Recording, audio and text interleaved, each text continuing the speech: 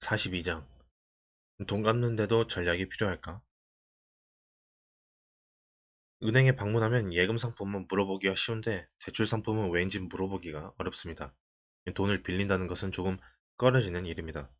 그러나 사실 대출은 성실하게 잘 갚아 나가고 관리만 잘하면 나의 자산을 확장하는 데 가장 큰 도움이 됩니다. 이 노동력을 제공하여 모은 월급만으로는 내 집 구하기가 힘든 현실이니까요. 그렇다면 내가 살아가기 위해 필요한 대출부터 알아보겠습니다.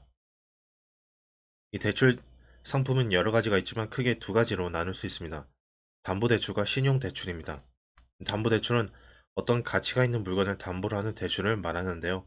대표적인 예로 주택담보대출이 있습니다.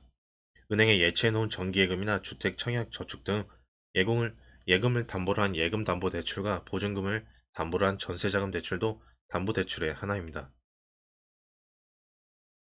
필요와 조건에 따라 바뀌는 대출 방식과 상환 방식. 주택담보대출은 주택구입자금대출과 생활안정자금대출로 나뉩니다.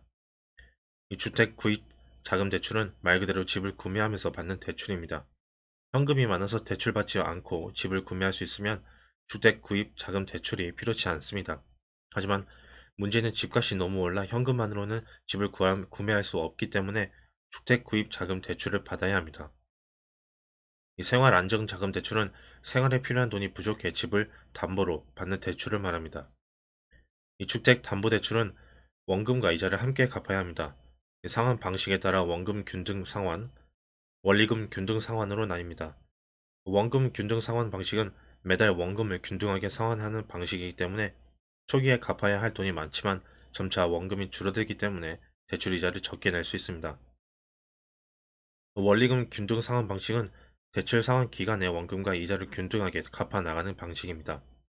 이 대다수가 지출 관리를 위해 원리금 균등 상환 방식으로 대출을 많이 합니다. 매월 갚아야 하는 금액이 일정하여 가계 지출 관리에는 좋지만 원금 균등 상환 방식보다 이자를 많이 내야 합니다.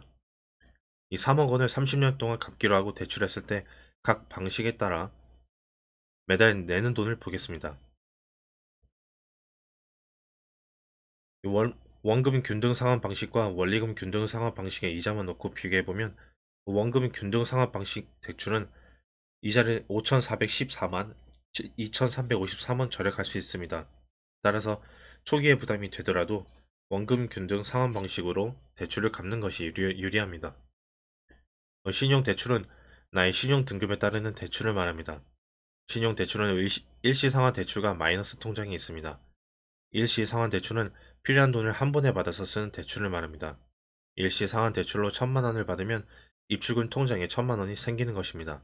이 마이너스 통장은 대출을 받더라도 통장에 1,000만 원이 생기는 게 아니라 1,000만 원까지 쓸 수 있는 한도가 부여되는 것입니다. 그래서 마이너스 통장에서 돈을 찾으면 통장 잔액에 마이너스가 붙죠. 일시 상환 대출은 실행 즉시 돈을 입출금 통장으로 받기 때문에 대출 실행일 다음 달부터 대출 금액에 대한 이자를 납부해야 합니다. 마이너스 통장은 한도를 약정해 놓은 것이기에 마이너스 통장에 돈을 쓰지 않는다면 이자를 납부하지 않아도 됩니다. 이 마이너스가 된 시점부터 이자가 계산됩니다. 그럼 당연히 마이너스 통장으로 대출 받는 게 좋겠다고 생각하실 수 있겠지만 일시상환 대출보다 마이너스 통장이 이율이 높습니다. 같은 액수를 대출받는다면 일시상환 대출이 이자를 적게 냅니다. 금리 사용 설명서. 주택담보대출을 받을 때는 원리금이 부담되더라도 원금 균등 상환 방식을 선택하는 게 유리합니다.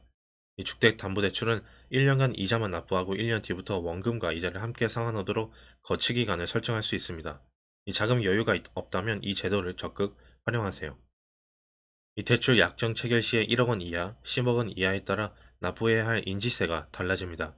현금에 여유가 있다면 대출을 꼭 최대로 받지 말고 인지세도 아낄 겸 구간에 맞춰서 받으면 세금을 절약할 수 있습니다.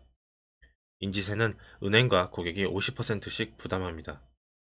이 주택담보대출의 경우에는 주택에 대한 근저당권을 설정해야 하기 때문에 근저당권 설정 비용이 발생합니다. 근저당권 설정 비용은 은행에서 부담하지만 국민주택 채권 매입 관련 할인 비용은 고객이 부담해야 합니다. 나중에 대출 상환 후 근저당권 말소를 위한 등기 비용 또한 대출자가 부담해야 합니다.